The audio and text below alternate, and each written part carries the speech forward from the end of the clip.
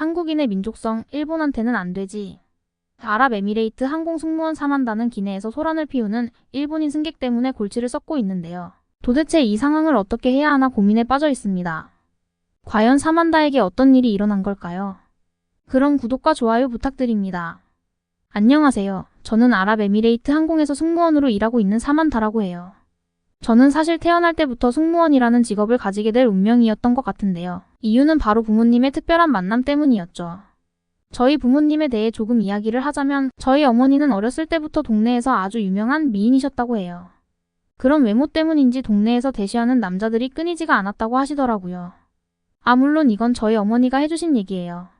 그래서 어렸을 때부터 TV 광고나 CF에서 촬영 문의가 많이 들어와서 키즈 모델로 활동을 굉장히 오래 하셨다고 하셨어요. 그래서 아무래도 카메라 앞에 설 일이 많다 보니 어린 나이임에도 불구하고 화장을 하는 일이 굉장히 많았고 화장을 하는 게 너무 신기하셨다고 하시더라고요. 거울을 보고 있을 뿐이었는데 메이크업 아티스트가 메이크업을 해주면 마치 본인이 가면을 쓴 것처럼 변신을 한 것 같은 느낌이 들면서 너무 기분이 좋았대요. 그래서 그때부터 메이크업에 관심이 굉장히 많아져서 메이크업 아티스트에게 어떻게 메이크업을 했는지 물어보고 또 본인이 그려보고 화장 실력이 너무 늘어서 나중에는 따로 메이크업 아티스트가 필요 없을 정도로 전문가가 되셨대요. 그래서 어렸을 때부터 화장품에 관심이 많아지다 보니까 자연스럽게 화장품 회사에서 일을 해보고 싶다고 생각하셨고 열심히 공부를 해서 유명한 화장품 회사에 취직을 하셨다고 하시더라고요. 그렇게 화장품 회사에서 직접 샘플 제작 및 납품을 전부 맡아서 하셨고 우연치 않게 공항으로 영업을 나가시게 됐다고 하시더라고요. 그런데 그곳에는 정말 너무 멋진 여성들이 많았고 멋진 제복의 비행기를 타는 모습에 반해버린 어머니는 승무원이라는 또 다른 꿈을 꾸시게 됐다고 하시더라고요. 그래서 화장품 회사를 정리하시고 곧장 항공사로 취직을 하려고 했지만 생각보다 승무원이라는 벽은 너무 높았던 거죠. 서류를 계속 넣었는데 서류에는 합격했지만 면접에서 계속 떨어지셨대요. 이상하게 면접만 보면 그렇게 떨리셨다고 하시더라고요. 하지만 포기하지 않고 그 이후에도 수많은 도전을 했지만 결국 승무원이라는 꿈을 이룰 수는 없었다고 하셨어요. 그렇게 마지막이라고 생각한 아랍에미레이트 항공의 면접을 마치고 집으로 돌아가려고 하던 그때 저기 죄송하지만 승무원이신가요? 그 말을 건 한 사내가 있었는데요. 맞아요. 바로 저희 아버지세요. 아버지는 비행기를 모는 기장이셨어요. 그날따라 비행이 너무 힘들고 피곤했던 아버지는 비행이 끝나자마자 빨리 퇴근을 하려고 서둘러 공항을 빠져나가고 있었는데 하늘에서 내려온 천사가 눈앞에서 지나가고 있었다고 하시더라고요. 맞아요. 그 천사가 바로 저희 어머니였어요. 아버지 말로는 만약 천사가 있다면 저 사람이 천사가 아닐까 하셨대요. 그래서 지금 말을 걸지 않으면 후회할 것 같아서 용기 내어 말을 걸었고 결국 두 분은 커플이 되셨죠. 그런데 나중에 얘기를 들어보니 솔직히 어머니는 아버지의 첫인상이 그렇게 좋지 않았다고 하시더라고요. 훤칠하고 수려한 외모를 가지고는 계셨지만 어머니를 처음 봤을 때 계속 빤히 쳐다보고만 있어서 이상한 사람이라고 생각하셨더라고요. 아버지는 어머니를 본 순간 첫눈에 반해서 몸이 얼어버리셨다나 뭐라나. 아무튼 커플이 된 두 분은 서로에게 푹 빠지셨대요. 어머니 말로는 아버지가 정말 지극정성이셨다고 하시더라고요. 비행이 끝나자마자 집으로 바로 오는 건 당연하고 항상 선물을 한아름 사오셨대요. 어머니가 화장품을 좋아하는 걸 아셨던 아버지는 세계 각국에 유명하고 좋다고 하는 화장품은 전부 사오셨다고 하시더라고요. 어머니는 그런 아버지를 보고 따뜻한 사람이라고 생각하셔서 마음을 여셨고 결국 두 분은 결혼까지 하시게 된 거죠. 그리고 1년이 채 되지 않아 제가 태어났다고 하셨어요. 어머니는 본인을 닮아 제가 무척 이뻐서 4만다가 크면 꼭 승무원을 시키고 싶어라고 아버지에게 얘기하시고 저를 키우셨다고 해요. 그래서 저는 어렸을 때부터 어머니에게 특훈을 받아 자연스럽게 승무원이라는 꿈을 갖게 됐던 것 같아요. 마치 태어나자마자 승무원이라는 직업을 하게끔 정해진 것처럼 말이죠. 그런데 전 그런 어머니의 지원이 싫지는 않았어요. 어머니가 본인 어렸을 때 이야기를 많이 들려주셨는데요. 승무원이 정말 되고 싶었지만 되지 못했던 아쉬움이 제가 들어도 정말 안타깝더라고요. 그래서 제가 당당하게 승무원이 돼서 어머니에게 자랑스러운 딸이 되기로 마음을 먹은 거죠. 어머니는 승무원이 되기 위해 공부하셨던 모든 노하우들을 저에게 알려주셨어요. 그리고 승무원이라는 직업에 대해 깊게 이야기해 주셨죠. 승무원이란 직업은 단순히 멋있게만 보이는 직업이라고 생각할 수 있지만 승무원은 비행기가 뜨기 전부터 비행기에 타고 있는 모든 승객들의 안전과 생명을 지키는 직업이라고 그래서 생각보다 쉬운 직업이 절대 아니며 정신적으로나 체력적으로도 굉장히 고된 직업이라고 알려주셨어요. 하지만 그 힘든 모든 과정을 다 견뎌내고 버틴다면 그 누구보다 멋진 승무원으로 거듭날 수 있는 거라고 이야기해 주셨어요. 그런 어머니의 깊은 뜻을 일찍이 이해한 저는 체력뿐만 아니라 공부도 게을리하지 않았던 것 같아요. 그래서 점점 승무원이라는 직업에 대한 욕심은 깊어졌고 저 또한 단순히 어머니의 꿈을 위해 열심히 하는 게 아닌 제 자신을 위해 열심히 하기 시작했어요. 열심히 한 결과물은 결국 고등학교를 졸업하자마자 아랍에미레이트 항공에 합격이라는 결과물을 가져다 줬어요. 어머니는 제가 합격 연락을 받자마자 바로 눈물을 흘리셨어요. 그렇게 되고 싶었던 승무원이라는 꿈을 대신 이뤄준 저에게 고맙다는 감동의 눈물이었죠. 저 또한 합격 소식을 듣고 한참 눈물을 흘리고 말았죠. 승무원이 되기 위한 준비 과정들은 사실 제가 생각한 것보다 훨씬 더 고된 시간이었고 힘듦의 연속이었어요.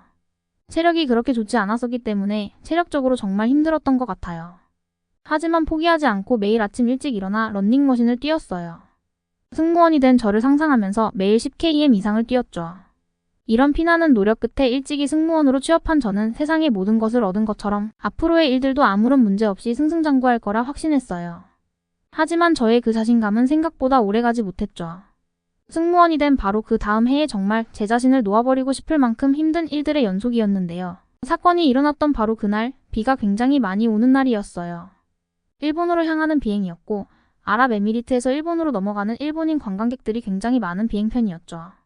힘든 일들의 연속은 비행기가 뜨기 전부터 시작됐어요. 비행시간이 임박해서 비행기 탑승을 도와드리고 있던 그때 한 일본인 승객이 저기 혹시 비즈니스 클래스는 어느 쪽이죠? 라고 물어보시는 거예요. 그래서 당연히 비즈니스 고객님이신 줄 알고 티켓 보여주시면 제가 자리까지 안내를 도와드리겠습니다. 라고 이야기했어요. 그런데 이상하게 머뭇거리시면서 티켓을 계속 안 보여주시는 거예요. 그래서 혹시 어디 불편한 곳 있으신가요? 라고 다시 되물었지만 당황한 듯이 일본어로 저에게 뭐라 이야기를 하시더라고요. 저는 일본어를 완벽하게 잘 못하기 때문에 일본어를 굉장히 잘하는 동기인 나디아에게 도움을 청했어요.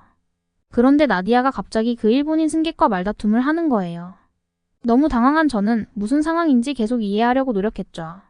하지만 일본인 승객과 나디아는 점점 더 격해졌고 결국 기장님이 와서야 그 상황은 정리가 될 수 있었어요. 상황이 끝나고 나디아에게 물어보았죠. 나디아 도대체 무슨 일이야? 알고 보니 일본인 승객이 본인은 이코노미 티켓을 구매한 사람인데 비즈니스 좌석이 없다는 이유로 좌석을 사지 못했으니 지금 남는 좌석을 확인해서 본인을 비즈니스 좌석으로 옮겨달라고 요청을 하셨다는 거였어요. 저는 순간 너무 놀랐죠. 제 상식에서는 도저히 이해할 수 없는 이야기였어요.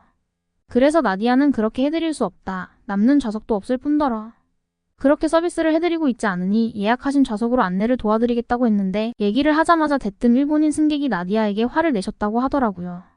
좌석이 남았는데 일부러 좌석을 못 사게 막은 거 다 안다. 라고 하면서 나디아에게 일본어로 무차별 욕을 하셨다고 하더라고요. 나디아는 최대한 참고 일본인 승객을 자리로 안내를 해드리려고 했지만 욕설이 난무하는 상황에서 결국 나디아도 흥분을 감출 수가 없었던 거죠. 결국 시끄러운 소리에 기장님이 오셔서 겨우 상황을 끝낼 수가 있었어요. 좌석으로 가면서도 엄청 궁시렁 대셨다고 하더라고요. 비행기가 이륙하기 전부터 진이 다 빠져버린 저와 나디아였죠. 하지만 그날의 사건은 이걸로 끝이 아니었어요. 비행기가 이륙하자마자 진짜 사건이 시작됐죠. 한 일본인 부부가 갓난아기를 데리고 좌석에 앉아 있었어요. 아니 그런데 비행기가 이륙을 하자마자 아기가 무서웠는지 울음을 터뜨리는 거예요. 그런데 아기의 엄마와 아빠는 우는 아기는 신경도 쓰지 않고 대화에 열중을 하고 있는 거예요. 아니 이게 도대체 무슨 상황인가 생각까지 들 정도였어요. 아기의 울음소리는 점점 더 커져갔고 기내 안이 떠나갈 정도로 울기 시작했죠. 하지만 아기의 부모님은 그런 아기의 울음은 무시한 채 계속 대화에만 열중하고 있었어요. 우는 아기를 보며 너무 마음이 아팠던 저는 제가 도와줘야겠다는 생각을 했고 이륙을 하고 안전한 고도에 올라가기 전까지는 움직일 수 없기 때문에 빨리 높은 고도에 올라가기만을 기다리고 있었어요. 사실 저에게는 막둥이 여동생 누라가 있는데요. 너무 막둥이였던 누라는 제가 고등학교를 입학할 때 태어난 동생이에요. 그래서 맞벌이로 바쁘신 부모님 때문에 누라와 부모님이 지내는 시간보다 저와 누라가 보내는 시간이 더 많았죠. 근데 일본인 부부의 아기를 보는 순간 누라가 너무 생각이 나는 거예요. 지금 당장 달려가서 아기를 안아주고 싶은 마음이었어요. 분명 아기는 이륙하는 순간 무서워서 울고 있는 게 분명했거든요. 아니 그런데 아기 부모님은 어쩜 저렇게 아기가 우는데도 신경을 쓰지 않는 건지 그저 너무 어이가 없을 뿐이었어요. 15분 정도가 지나고 드디어 안전고도에 올라감과 동시에 저는 아기에게 달려갔어요. 그리고는 아기 부모님에게 이야기했죠. 안녕하세요. 승무원 사만다라고 해요. 아기가 어디가 많이 불편한 것 같은데 제가 좀 봐드려도 괜찮을까요? 그런데 제 얘기를 들은 일본인 부부는 영어를 하지 못했기 때문에 저를 그저 멀뚱멀뚱 보고 계시더라고요. 그래서 나디아에게 또다시 도움을 요청했어요. 나디아의 말을 들은 일본인 부부는 괜찮다며 본인들이 아기를 달래겠다고 이야기하셨다고 하더라고요. 워낙 아기를 좋아했던 저로서는 조금 아쉽기는 했지만 다른 승객들이 불편함을 호소하고 있어서 얼른 조치를 취하려고 했던 건데 부부가 아기를 잘 달래준다고 하니 다행이라고 생각했죠.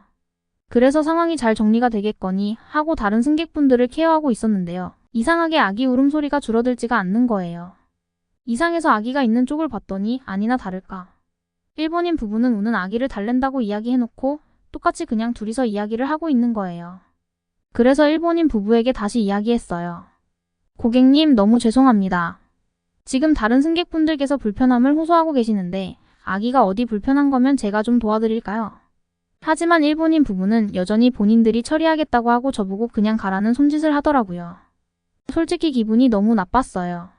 지금 이렇게 협소한 공간에서 아기가 울면 비행기 전체가 울릴 정도로 모든 승객분들이 불편하실 텐데 이건 상황에 맞는 행동이 아니라는 생각이 들었어요. 그래서 선배 승무원 마야에게 결국 이 사실을 보고했고 마야가 결국 상황 정리에 나서기 시작했어요. 고객님, 지금 다른 승객분들이 너무 많은 불편함을 호소하고 계셔서 그런데 필요하신 게 있으실까요? 마야가 이야기하자 갑자기 일본인 부부의 남편이 대뜸 자리에서 일어나 마야에게 일본어로 뭐라고 하기 시작하는 거예요. 일본어를 잘하지 못한 저는 대충 뭐라고 하는지 들어보았는데요. 아기가 우는 건 당연한 건데 왜 우리에게만 이러는 거냐며 지금 승객을 차별하는 거냐고 화를 내시더라고요. 마야는 최대한 침착하게 다시 아빠 승객에게 이야기했어요.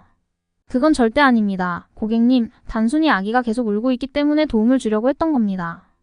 하지만 일본인 아빠 승객은 진정하기는커녕 더 큰 소리로 와이프와 협심해서 마야에게 더 뭐라고 하기 시작했어요. 저는 정말 이 상황이 꿈이기만을 바랬어요. 비행기가 이륙하기 전부터 상황이 힘들었는데 도대체 이게 무슨 일이지? 라며 잠깐 정신을 놓고 있었던 것 같아요. 일본인 부부 승객의 목소리는 더 커져갔고 아기의 울음소리도 동시에 더 커지기 시작했죠. 그리고 주위에 있는 다른 승객들도 결국 참다 못해 한마디씩 하시더라고요. 그런데 그때 앞쪽에서 한 여자 승객이 안전벨트를 풀고 성큼성큼 다가오더니 일본어로 일본인 부부에게 막 뭐라고 하기 시작하는 거예요. 그 승객은 한국인 승객인 정은이었어요. 비즈니스로 세계 곳곳을 다니고 있는 정은은 일본어, 중국어, 아랍어, 영어 등등 언어에 굉장히 능숙했고 일본인 부부 승객에게 일본어로 이야기하기 시작했죠. 일본인 부부는 정은과 이야기를 하더니 마지못해 하는 표정을 지으면서 결국 아기를 달래주기 시작하더라고요. 아기의 울음이 멈추자 비행기가 떠나갈 정도로 시끄러웠던 기내 안은 마치 도서관처럼 조용해졌죠. 승무원인 저희가 할 일을 대신 해준 정은에게 너무 고마워서 다 같이 고맙다고 인사를 했어요. 정은은 유창한 영어 실력으로 본인도 일본에 많이 갔다 왔었는데 본인도 일본인들의 무례함을 갈 때마다 많이 느꼈지만 이렇게 심할 줄 몰랐다고 하더라고요.